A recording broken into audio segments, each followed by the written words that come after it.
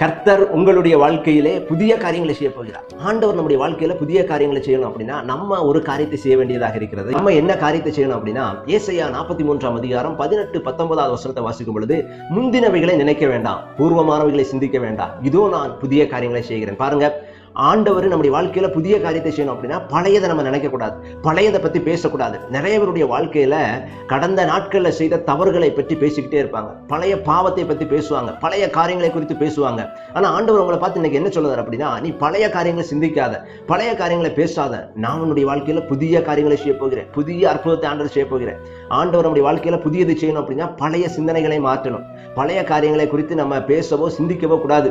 யாரோ ஒருத்தர் உங்களுக்கு நல்ல சுட சுட பிரியாணி கொண்டு வராங்கன்னு நினைச்சுக்கிடுவோம். ஆனா இந்த பிரியாணியை நீங்க வாங்க போகிற பாத்திரத்துல ஒரு வாரத்துக்கு முன்பாக வைக்கப்பட்ட ஏதோ ஒரு உணவு இருக்கு அப்படின்னா, அந்த உணவோடு கூட அந்த பிரியாணியை நீங்க என்ன செய்ய முடியாது, அதில் வாங்கி இது ரெண்டையும் நீங்க கலந்து, அந்த பழைய உணவையும் இந்த பிரியாணியும் நீங்க கலந்து சாப்பிட முடியாது. இந்த பழைய ஊசி போன அந்த உணவுகளை நீங்க அப்படியே கிளீன் பண்ணி அந்த பாத்திரத்தை சுத்தமா வச்சா மாத்திரம்தான் அந்த சுட சுட கொடுக்கப்பட்ட பிரியாணியை நீங்க சந்தோஷமாக நல்ல டேஸ்டாக சாப்பிட முடியும். அதே மாதிரி தான் பழைய காரியத்தோடு தேவன் புதிய காரியத்தை தரமாட்டார்.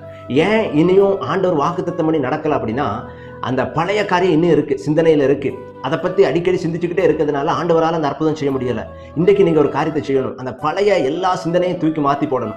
ஆண்டவருடைய வாழ்க்கையில நீங்க எப்பொழுது அந்த பழைய எல்லா சிந்தனைகளையும் உங்களை விட்டு மாற்றுகிறீர்களோ, அப்பொழுது தேவன் உங்களுடைய வாழ்க்கையில புதிய காரியங்களை செய்வார். அப்பொழுது அந்த அற்புதம் நடக்கும், அப்பொழுது அந்த அதிசயம் நடக்கும்.